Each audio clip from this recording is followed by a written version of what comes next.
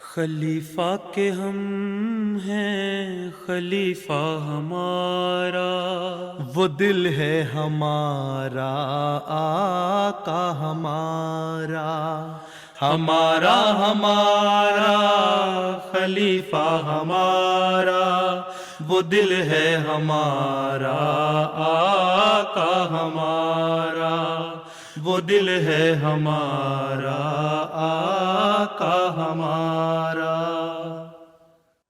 Assalamu alaikum et bienvenue à l'émission cette semaine avec le calife. Nous sommes honorés de vous présenter les points forts d'une rencontre entre le calife et des Lajna et des Nasirat de l'Allemagne. Sa sainteté le calife, qu'Allah soit son soutien, a aussi présidé la cérémonie de remise des diplômes de la Jamia Ahmadiyya. Nous débutons par la rencontre de dimanche au cours de laquelle sa sainteté le calife a rencontré une délégation de l'Allemagne. Dimanche dernier, des Lajna et des Nasirat de Cologne en Allemagne ont eu le privilège de participer à une rencontre avec sa sainteté le 5e calife. La délégation de 49 participantes avait voyagé pour la rencontre qui s'est tenue dans les studios de la MTA à Islamabad au Royaume-Uni. Lors de la rencontre, les participantes ont pu poser des questions sur des sujets religieux et contemporains à sa sainteté le calife. میرا سوال تھا کہ مذاہب مختلف کیوں ہے اور صرف ایک کیوں نہیں؟ کس کلاس میں پڑھتی ہو؟ پانچویں میں۔ تم نے ایولیوشن پڑھا ہے کس طرح انسان بنا؟ پہلے غاروں میں رہتا تھا، جنگلوں میں رہتا تھا، جانوروں کی طرح رہتا تھا، پھر انسان بنا، آہستہ آہستہ اس کو عقل آئی۔ ٹھیک ہے نا؟ اگر تم بڑی ہوگی نا، کلاسوں میں جاؤ گی تو پڑھو گی یہ، اس کو کہتے ہیں انسان کا ایولیوشن۔ ٹھیک ہے؟ اسی طرح مذہب کا بھی ایولیوشن ہوا۔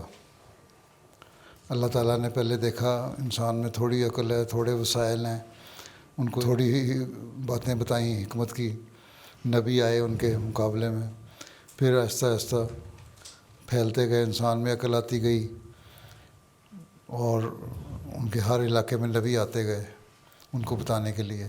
اتنی بڑی دنیا ہے، اللہ میاں نے مختلف جگہوں پہ نبی بھیجے، لیکن تعلیم ایک دی ہر ایک کو کہ اللہ تعالیٰ کی عبادت کرو، اس کی باتیں مانو، اور اچھے اخلاق سے پیش آؤ ایک دوسرے کے ساتھ۔ ٹھیک ہے۔ تو ہر جگہ ایک ہی تعلیم ہوئی۔ اس وقت کمیونیکیشن اس طرح نہیں تھی نا، آج تو تم نا سیل فون تمہارے پاس ہوتا ہے، سوشل میڈیا پہ رابطہ کر لیتے ہو، واٹس ایپ پہ رابطہ کر لیتے ہو، فون پہ کانٹیکٹ کر لیتے ہو۔ اس وقت تو ایسی کوئی بات نہیں تھی نا، اس لیے ہر علاقے میں نبی آتے تھے، لیکن کیونکہ وہ اللہ تعالیٰ کی طرف سے تھے اس لیے ان کی تعلیم ایک ہوتی تھی۔ پھر اللہ تعالیٰ نے جو مزید انسانوں کو عقل دی، مزید سوشلائز کرنے کا ان کو موقع ملا، تو پھر وہ ساتھ ساتھ کے شہروں میں ایک دوسرے سے ملنے جلنے لگے، پھر نبی بھی وہاں علاقوں میں آنے لگے۔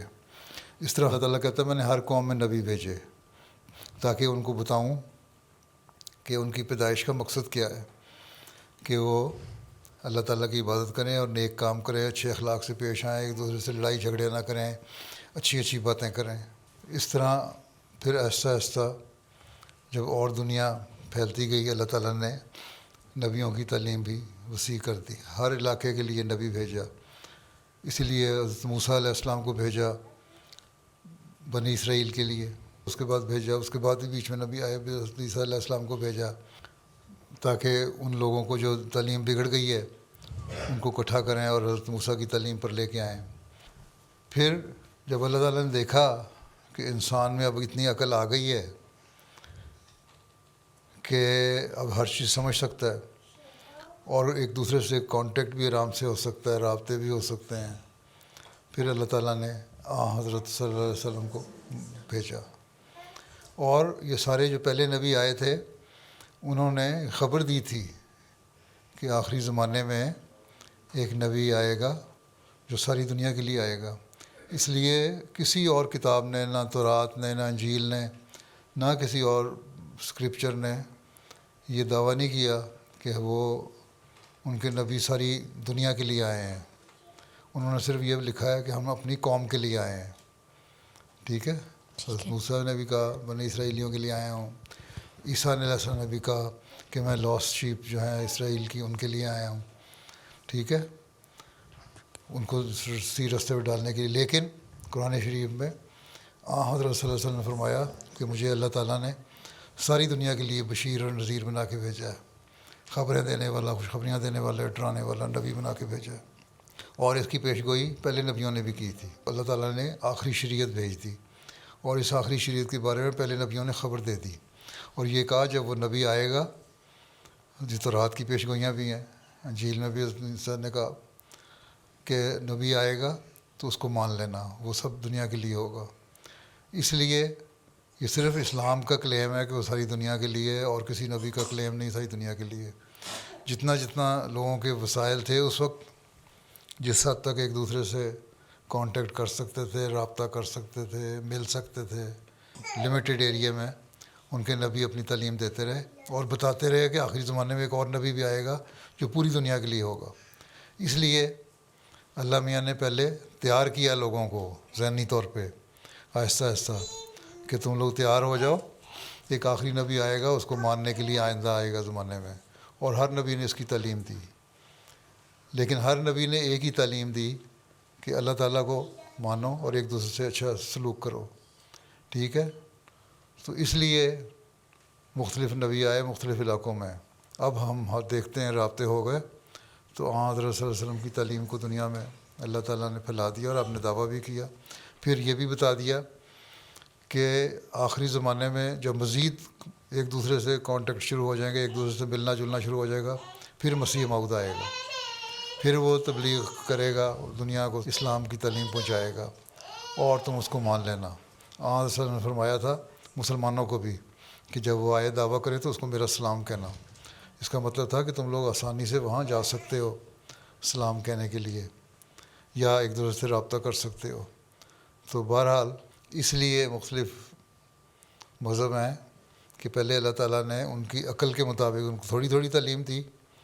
پھر جب موجودہ ڈیولپمنٹ ہو گئی، انسان میں عقل زیادہ ہو گئی، نئے ذرائع آ گئے اور ہر چیز تمہارے پاس ہو گئے، ریسورسز پیدا ہو گئے، تو اللہ تعالیٰ نے اسلام کو بھیجا تاکہ سب دنیا کو بتا دو کہ اللہ تعالیٰ کی تعلیم کیا ہے. ٹھیک ہے، جھگڑے کے لیے نہیں بھیجا تھا. ہم تو اس لیے سارے نبیوں کو مانتے ہیں، بلکہ احمدی تو باقی مسلمانوں سے بھی زیادہ ہے، کیونکہ ہم حضرت مسیح موعود کو بھی مانتے ہیں. اس لیے آئے تھے آپ کہ دنیا میں ایک امن قائم ہو جائے، آپس میں محبت اور پیار سے رہیں. اس لیے مسیح موعود علیہ السلام نے یہی تعلیم دی ہے. مجھے اللہ میاں نے کہا ہے تمام مسلمانوں کو اکٹھا کرو دین واحد پہ، اور باقی دنیا کے لوگوں کو بھی اکٹھا کرو تاکہ ہم ایک ہو کے ایک خدا کی عبادت کریں اور ایک دوسرے کا حق ادا کریں، لڑائیاں اور جنگیں چھوڑ دیں. اب ایک مذہب ہوگا تبھی ہم چھوڑ سکتے ہیں. بہن بھائی بن کے رہیں گے، آپس میں رشتہ دار بن کے رہیں گے، ایک دوسرے کا خیال رکھ کے رہیں گے، ایک دوسرے کے جذبات کا خیال رکھیں گے، تبھی ایک ہو سکتے ہیں نا. یہ اسلام کی تعلیم ہے. باقی تعلیمیں اپنے اپنے حالات کے مطابق مختلف تھیں، لیکن بنیادی تعلیم یہی تھی کہ اللہ ایک ہے اور ایک دوسرے کا خیال رکھو. ٹھیک ہے، جزاکم اللہ. میرا نام سارہ مبشر ہے، اور میں نے پوچھنا تھا کہ میں اپنی سہیلیوں کو کیسے سمجھا سکتی ہوں کہ وقف نو کیا ہے. اگر وہ عیسائی ہیں تو ان سے کہو دیکھو تمہاری عورتیں بھی وقف کرتی ہیں نا، جو ننز بنتی ہیں، چرچ میں جاتی ہیں، پرانے زمانے میں وقف کیا کرتی تھیں، اب بھی کرتی ہیں، تاکہ وہ دین کی خدمت کریں. اسی لیے ہم نے بھی اپنے آپ کو وقف کیا کہ دین کی خدمت کریں. اور جس طرح حضرت مریم کی والدہ نے اپنی بیٹی کو وقف کیا تھا نا دین کے لیے اور چرچ کو دے دیا تھا، اسی طرح ہمارے والدین نے بھی کہا ہے کہ اس نقش قدم پہ چلتے ہوئے ہم بھی اپنے بچوں کو دین کے لیے پیش کرتے ہیں، چاہے وہ لڑکا ہو یا لڑکی ہو. اس لیے وقف نو یہ ہے کہ ہمارے ماں باپ نے حضرت مریم کے والدہ کے نقش قدم پہ چلتے ہوئے ہمیں وقف کر دیا تاکہ ہم دین کی خدمت کریں. اور جن کو مذہب سے تعلق نہیں ہے ان کو کہو کہ ہم ایک خدا کو مانتے ہیں، اور ایک خدا کی تعلیم یہ ہے کہ اس کی عبادت کرو اور ایک دوسرے سے اچھا سلوک کرو، اچھی باتیں کرو. ٹھیک ہے، اس لیے ہمارے ماں باپ نے ہمیں وقف کیا کہ تم اس تعلیم کو دنیا میں پھیلاؤ، اور یہ وقف نو ہے. جو انہوں نے پیدائش سے پہلے ہمیں کر دیا تھا، لیکن یہ زبردستی کوئی نہیں ہے، ہمیں آزادی ہے جماعت کی طرف سے کہ 15 سال کی عمر میں ہم اپنے وقف کو بانڈ کو رینیو کریں گے یا چھوڑ دیں، یہ ہمیں آزادی دی ہوئی ہے. اس لیے یہ کہنا کہ زبردستی ہمارے سے ہو رہی ہے، زبردستی نہیں ہو رہی، ہمیں آزادی ہے. ایک عمر کے بعد ماں باپ کی ایک خواہش تھی، انہوں نے وقف کر دیا. اب ہماری مرضی، جب ہمیں عقل آ گئی 15 سال کی عمر میں، کہ ہم وقف جاری رکھیں یا نہ رکھیں. ٹھیک ہے. جی جزاک اللہ. میرا سوال ہے غیر احمدی رابطوں کو خلافت کی اہمیت کیسے واضح کی جائے تاکہ وہ بھی دیکھ سکیں کہ خلافت خوف کو امن میں بدل دیتی ہے اور انسانیت کے تمام مسائل کا حل ہے. غیر احمدی جو ہیں مسلمان، ان کو کہو کہ حضرت صلی اللہ علیہ وسلم نے پیش گوئی فرمائی تھی خلافت کی، اس لیے آپ کے بعد خلافت جاری ہوئی.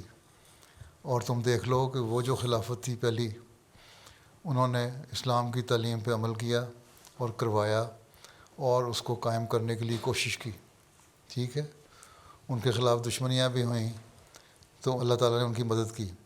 اللہ تعالیٰ نے قرآن شریف میں کہا ہے کہ جو میرے بندوں سے، مومنوں سے لڑیں گے، میں ان کے خلاف کارروائی کروں گا اور مومنوں کو فتح دوں گا اور دشمنوں کو شکست دوں گا.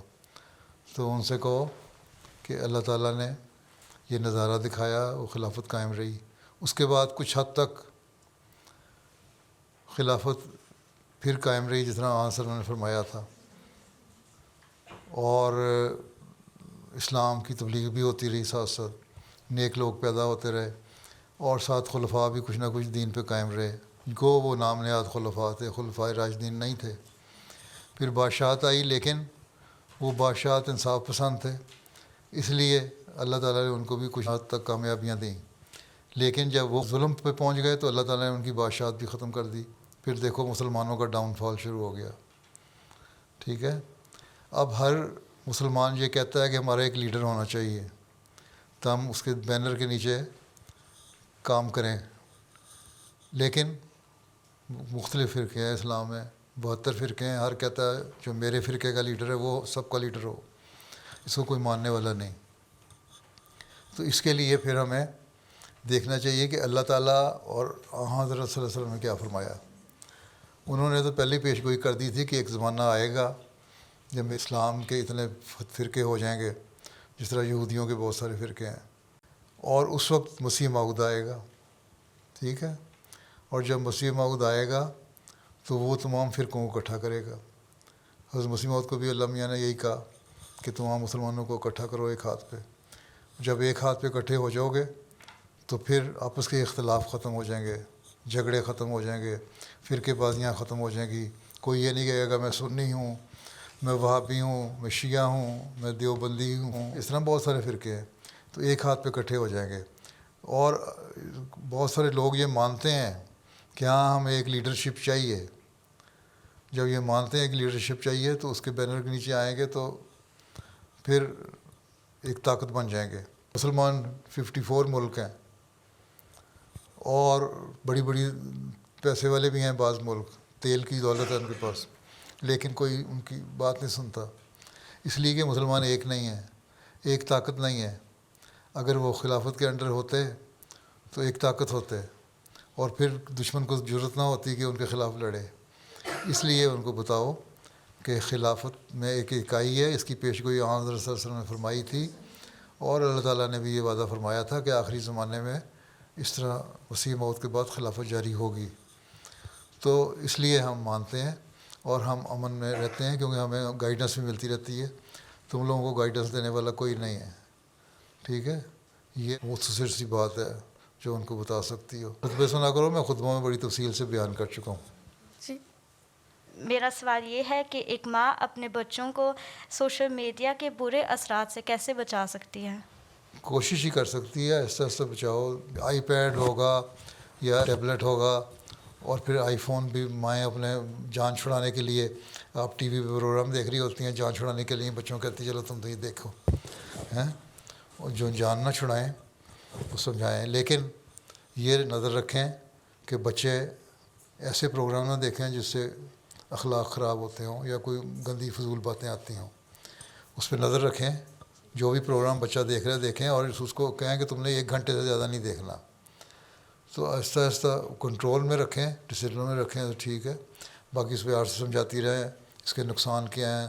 تم مستقل دیکھو گے تمہاری نظر بھی خراب ہو جائے گی، تمہاری کنسنٹریشن کا لیول بھی خراب ہو جائے گا، تم پڑھائی میں اچھا نہیں رہ سکتے ہیں.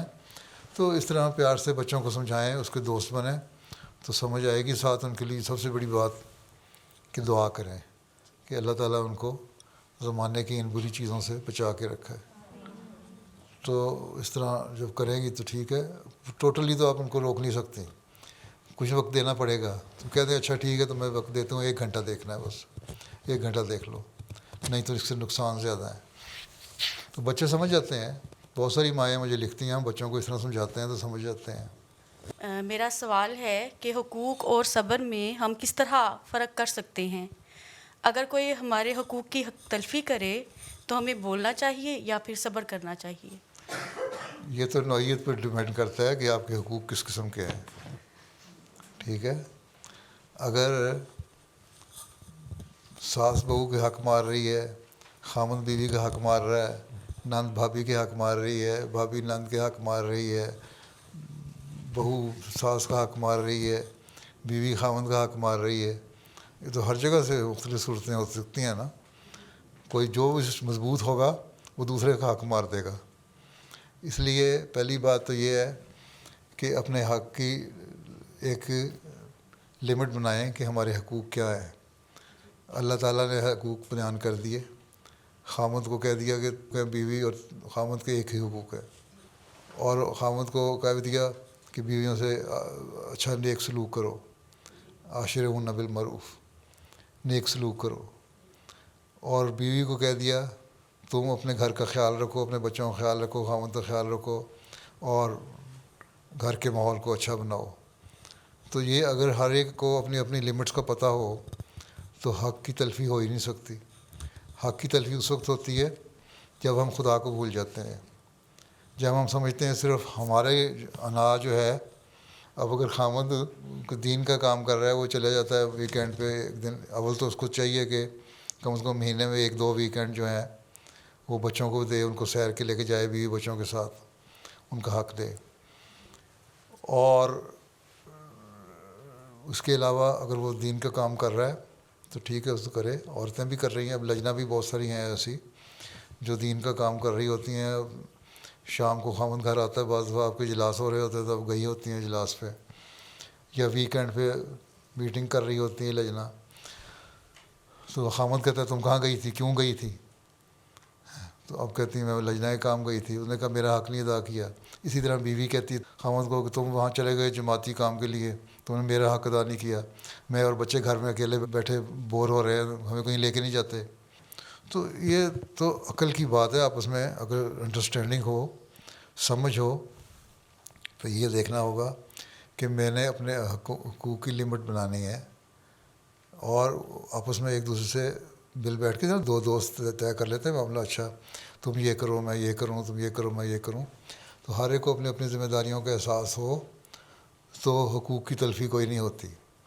ہاں بیوی کا خامند پہ حق ہے کہ اس کو وقت بھی دے، اس کے ضروریات کو بھی پورا کرے، اس کو بیوی بچوں کے ساتھ اس کو سیر پہ بھی لے کے جائے، باہر بھی پھرے، اس کا خیال بھی رکھے، اس کی عزت بھی کرے، اس کا احترام بھی کرے. اسی طرح بیوی کا فرض ہے کہ، اور یہ خامند کا حق ہے کہ خامند کی عزت اور احترام کرے اور وفاداری سے ایک دوسرے کا خیال رکھیں. ہیں اگر وفا ہو اور ایک دوسرے کا خیال رکھنے کا عہد ہو تو اللہ میاں نے یہی کہا ہے نا، تم لوگ ایک دوسرے سے پختہ عہد لیتے ہو اور اس کا پاس رکھو. جب علیحدگی ہونی ہے تب بھی جو عہد لے چکے ایک دوسرے کو اس کو ظاہر نہ کرو، راز ایک دوسرے کے راز رہنے چاہیے. تو یہ تو سمجھ کی بات ہے کہ کس حد تک آپ سمجھتی ہیں حق کیا ہے. دوستی ہونا چاہیے خامد بیوی میں اور اعتماد ہونا چاہیے. اگر وہ نہیں تو پھر فائدہ کوئی نہیں. یہی رشتہ تو اعتماد کا ہے. اور ساسوں کو بہوؤں کے معاملے میں دخل نہیں دینا چاہیے اور ان کو آزاد چھوڑنا چاہیے. ان کو یہی خیال رکھنا چاہیے کہ یہ بھی کسی کی بیٹی ہے جو میں اپنے گھر لے کے آئی ہوں. اور بہو کو ساس کا خیال رکھنا چاہیے کہ جس طرح میں اپنی ماں کی عزت کرتی ہوں اس کی بھی عزت کروں.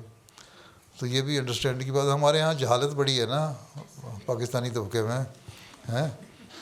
تو ہم جو آتے ہیں پاکستان سے آ جاتے ہیں یہاں آ کے وہ پڑھے لکھے تو ہے نہیں بعض. اب جو نئی نسل ہے وہ پڑھ لکھ رہی ہے, ان میں کچھ عقل بھی آ رہی ہے. بس مسلم السلام نے فرمایا طلاق اور سختیاں وغیرہ کرنی نہیں چاہیے, بلکہ انسان نے فرمایا کہ میں ایسے مردوں کو تو مرد سمجھتا ہی نہیں. اور جہالت کی انتہا ہے کہ وہ بیویوں کے حق ادا نہیں کرتے اور ان پہ سختی کرتے ہیں. ٹھیک ہے. اور اسی طرح بیوی کو کہا کہ تم خاوند کے حق ادا کرو تو کوئی مسئلہ ہی نہیں ہے. بلکہ ایک دفعہ ایک مجلس میں شکایت کر دی حضرت مسیح علیہ السلام کے سامنے کسی نے ایک صحابی کی کہ وہ اپنی بیوی کو بہت سختی کرتے ہیں. حضرت مسیح علیہ السلام کو بڑا غصہ چڑھا, بہت ڈانٹا. لوگ کہتے ہیں وہاں بیٹھے ہوئے کہ ہم نے کبھی آپ کو اتنے غصے میں نہیں دیکھا. تو اس کے بعد ایک دوسرے صحابی تھے, وہ اٹھے وہاں سے توبہ توبہ کرتے اٹھے. وہ بھی اپنی بیوی سے سختی کیا کرتے تھے. توبہ توبہ کرتے اٹھے, بازار گئے, بازار سے بیوی کے لیے تحفے شوفے لیے اور گھر گئے. گھر جا کے اس کو بڑے پیار سے پیش کی چیزیں ہیں, یہ لو میں تمہارے لیے لایا ہوں, اور پیار کی باتیں کرنے لگے بجائے روڈلی بولنے کے. تو بیوی نے ان کو حیران ہو کے دیکھا, آج وہ کیا کیا ہے آپ کو, طبیعت ٹھیک ہے, یہ کیا دیکھ رہی ہوں میں. تو کہتی بس ہو یہ گیا ہے کہ آج میں جو غصے میں دیکھ کے آیا ہوں مسیح علیہ السلام کو کہ انہوں نے جس طرح ڈانٹا ہے, تو میری شکایت نہ کہ ہو جائے تو میں اپنی آنکھ پر سنوارنے کے لیے تمہارے سے آئندہ سختی نہیں کروں گا. ٹھیک ہے, تم میرے حق ادا کرو, میں تمہارے حق ادا کروں, ہم دونوں دوست بن کے رہیں. ٹھیک. اور اسی طرح ساسوں کو, بہوؤں کو, نندوں کو, بھابھیوں کو, سب کو ایک دوسرے کا خیال رکھنا چاہیے. ٹھیک ہے نا. ہمارے مربی صاحب جماعت کے خدام کے ساتھ مل کر کھرن کے ڈوم کے سامنے اور مختلف مقامات پر تبلیغی کمپین کر رہے ہیں, اور الحمدللہ غیرت جماعت لوگوں پر اس کا بہت اچھا اثر ہو رہا ہے.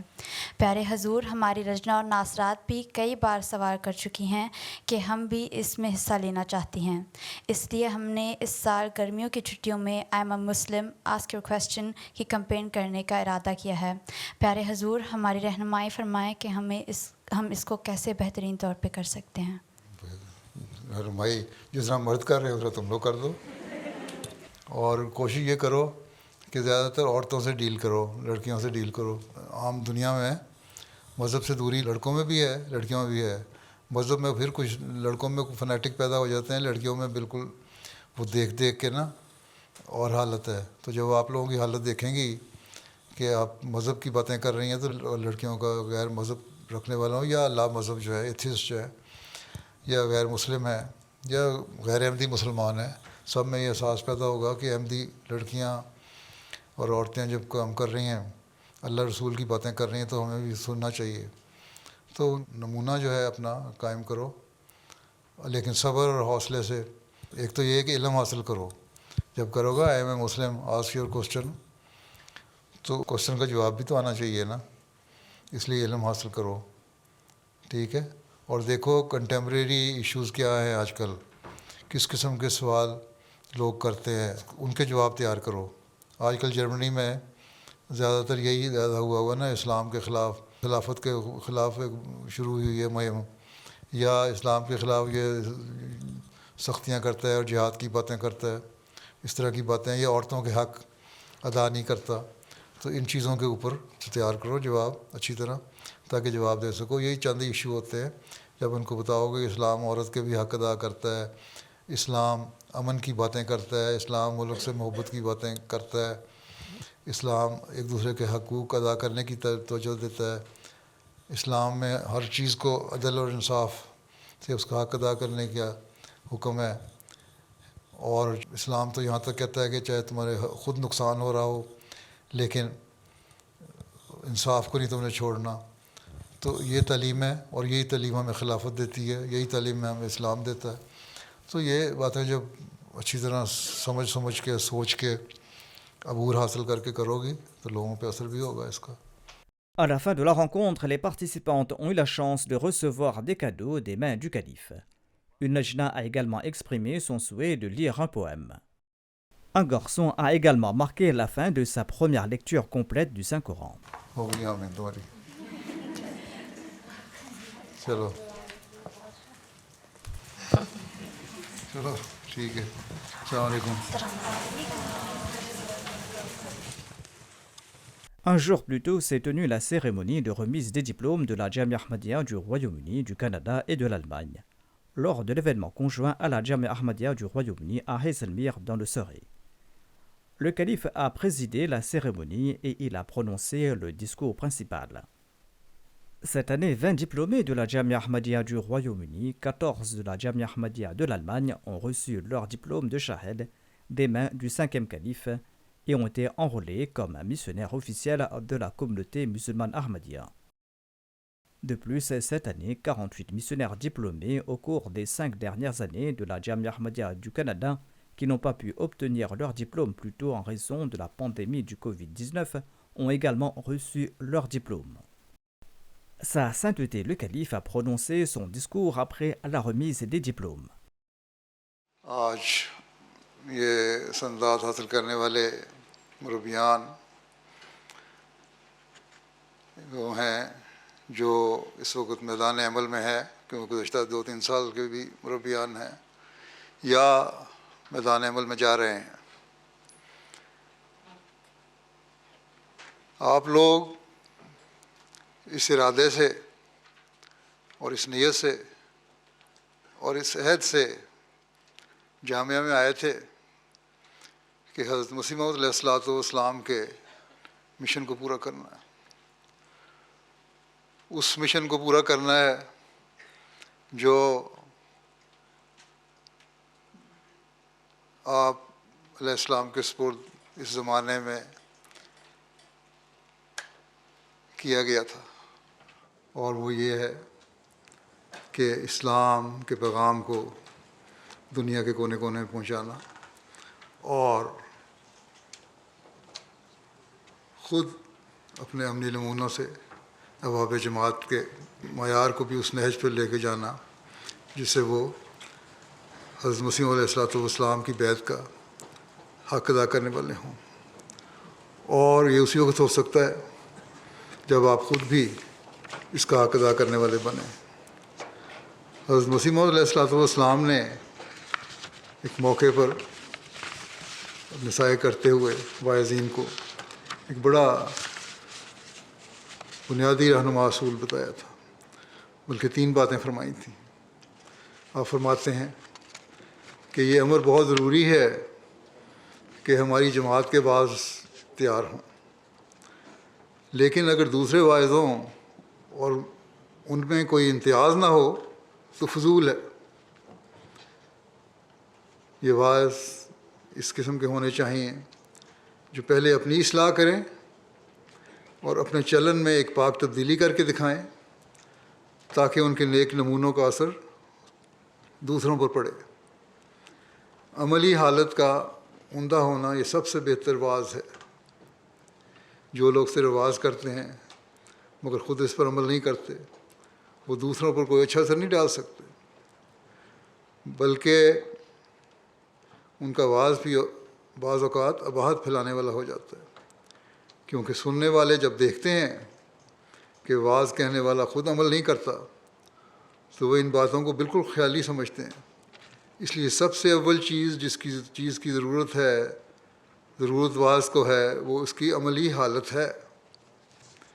دوسری بات جو واعظوں کے لیے ضروری ہے وہ یہ ہے کہ ان کو صحیح علم اور واقفیت ہمارے عقائد اور مسائل کی ہو. جو کچھ ہم دنیا کے سامنے پیش کرتے ہیں اس کو انہوں نے پہلے خود اچھی طرح سمجھ لیا ہو اور ناقص اور ادھورا علم نہ رکھتے ہوں کہ مخالفوں کے سامنے شرمندہ ہوں. جب کسی نے کوئی اعتراض کیا تو گھبرا گئے کہ اب اس کا کیا جواب دیں. غرض علم صحیح ہونا ضروری ہے. فرمایا اور تیسری بات یہ ہے کہ ایسی قوت اور شجاعت پیدا ہو کہ حق کے طالبوں کے واسطے ان میں زبان اور دل ہو. یہ 3 چیزیں جب حاصل ہو جائیں تب ہماری جماعت کے واعظ مفید ہو سکتے ہیں. Le programme s'est terminé par une prière silencieuse.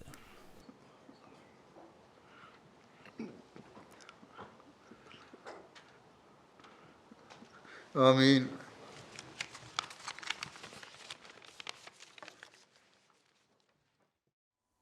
C'était là les points forts de certaines des activités du calife le week-end dernier. Nous terminons maintenant par le résumé du sermon du vendredi. Dans son dernier sermon du vendredi, Sa Sainteté le Calife a évoqué l'incident de Bir Maouna. Vers la fin de son sermon, le calife, qu'Allah soit son soutien, enjoint de prier pour le peuple palestinien, pour l'état du monde et pour les Ahmadis du Pakistan.